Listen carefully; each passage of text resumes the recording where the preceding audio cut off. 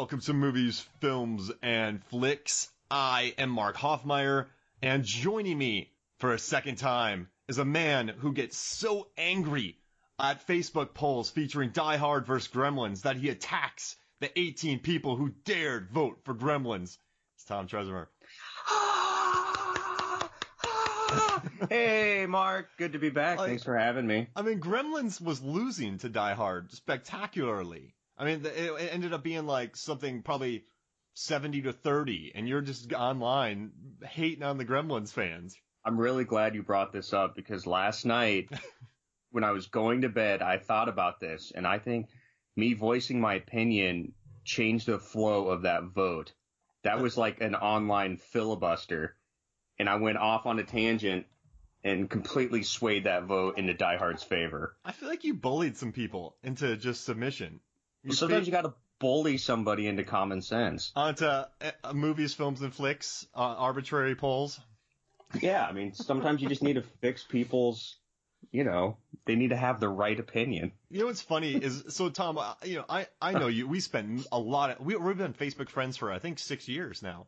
I think we just had our Facebook anniversary. Yeah, that's right. And we knew each other before then too. We didn't commit, we had to have that moment where we Yeah. You're a chill dude.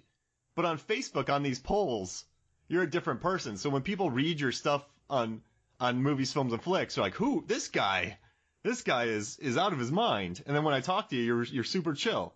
Well, something just flips in me, especially when you're comparing Die Hard to Gremlins. Like, I like Gremlins. It's just not on the level of Die Hard. It never will be. Die Hard is a classic, but Gremlins gets my vote every minute of the day. Because of the speech from Phoebe Cates, the Santa speech, about her dad plunging into the chimney and snapping his neck, and they smell stuff. Like, that's the weirdest speech in in quotation marks, a children's movie ever. Let's just say her dad wouldn't have made it out of the first 5 minutes of Die Hard if he was in the Nakatomi Plaza. I mean, he wasn't a cop. I mean, that story's just so weird, Tom. Like, this just... When you're watching Gremlins and you hear that speech, you're like, I can't believe this is in that movie. And then the kitchen fight where the mom wipes out the Gremlins in blenders and microwaves. Oh, yeah. I mean, we're not arguing. That. Like, it's so like Didn't she put one in the microwave? Yeah, she blew it up and she put one in a blender. And you know what I love about that scene is, and normally like moms would fall victim to the villains. But the mom stepped up and just jacked up 3 Gremlins. Like, that was impressive. It is impressive. It's not John McClane impressive, but, Wait, I mean, in comparison, a mother in her late 40s, 50s, going head-to-head with 3 Gremlins that jumped her, and taking them out without the usage of guns, with practical weapons, I'd say that's on the same skill set as a trained police officer attacking an overconfident terrorist force who did not see him coming. I don't know. I just don't know. I just shook you. Your knees kind of rattled a little bit there. Well, because it's your show, so I just don't want to put you down that quick. But that makes sense, though, what I just said. The look on your face was like, Mark has a point. And now you're trying to pull it off his bluster as being on the Movies, Films, and Flicks podcast. No, you just caught me a little off guard. I didn't know we were going to go this direction with it this early. But I was just going to say, like, I think any mother trying to protect their children could go crazy on a bunch of Gremlins. But she kept her cool, though. She kept her cool, but she still downed them. But I think my mother could do that.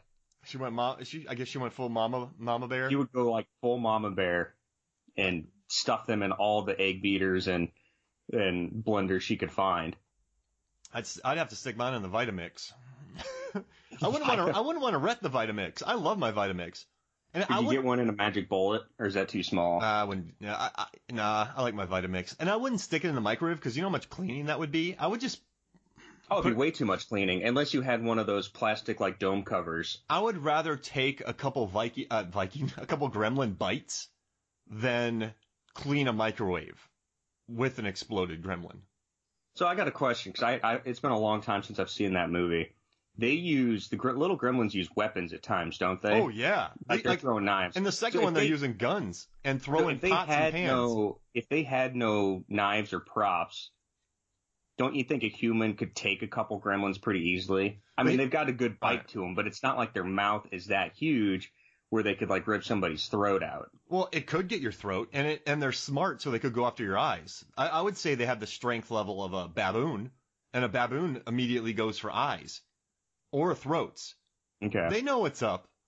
The problem is they're smart.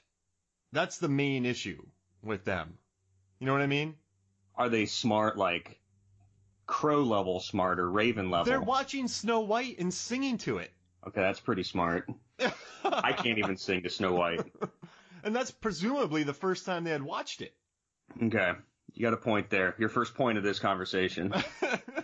McEnroe 1, Borg 0. All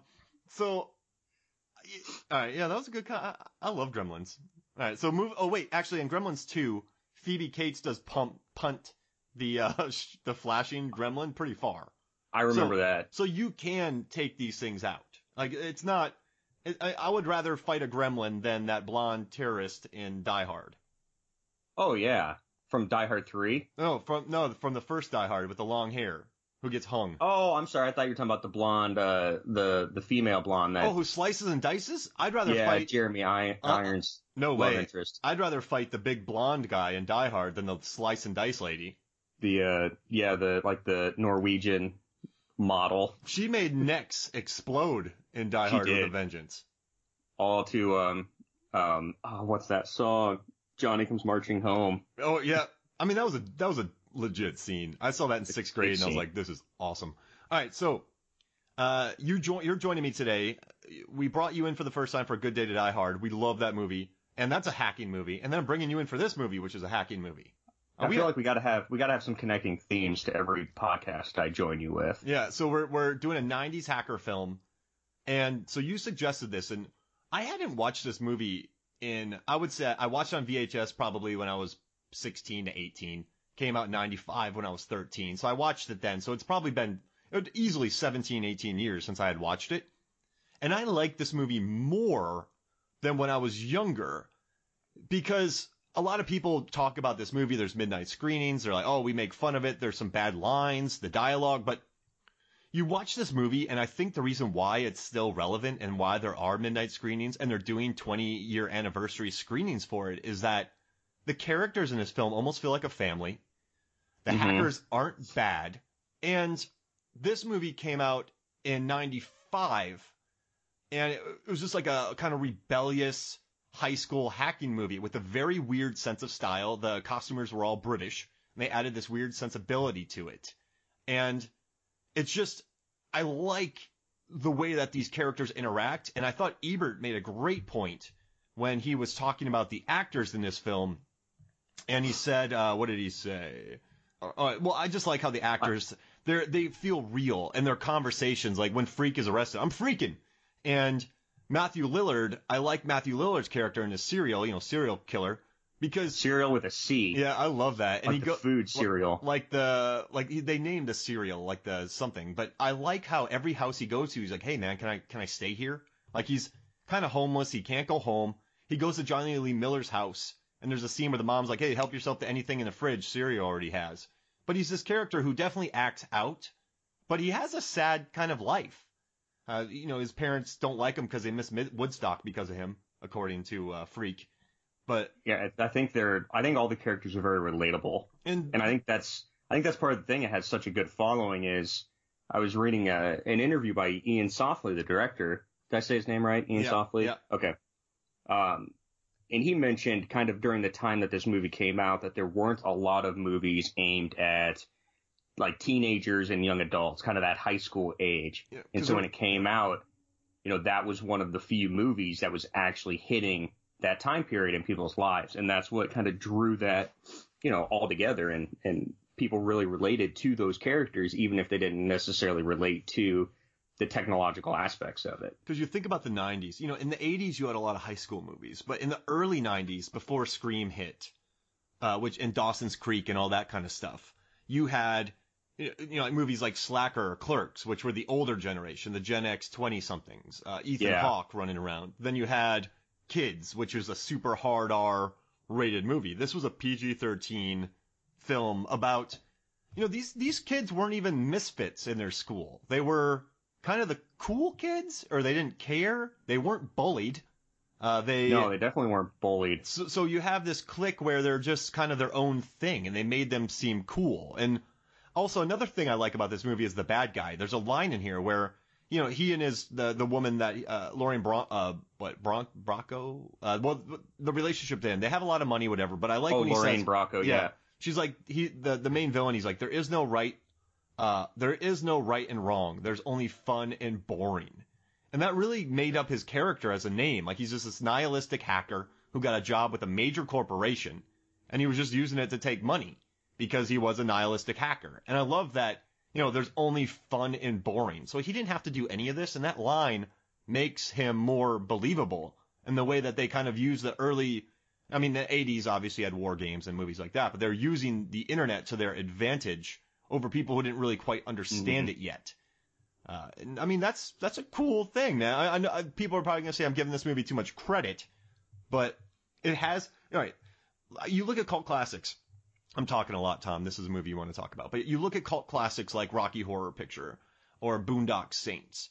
These movies have personality to them. They're very unique in their tone, and I think that's why this movie still has an audience, because it's very unique in the way it tells its story with its characters.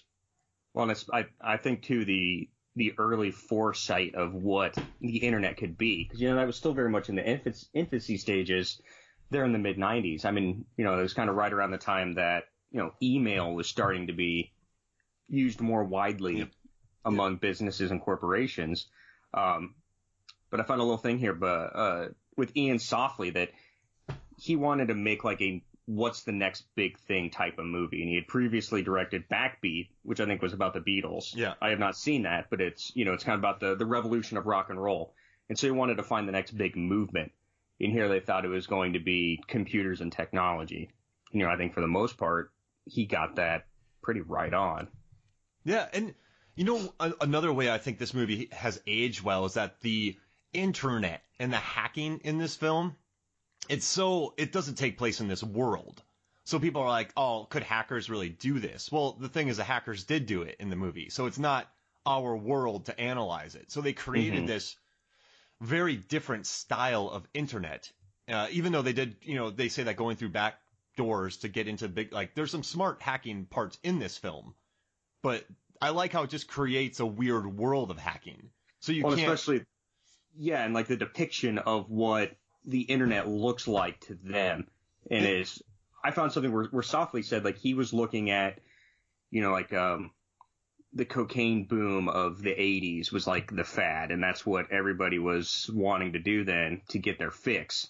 And in this time, it's the internet. Like, everybody wants to be on the internet. Nowadays, that's so true. I mean, we're not separated from our phones or tablets or anything that's connected to the Wi-Fi.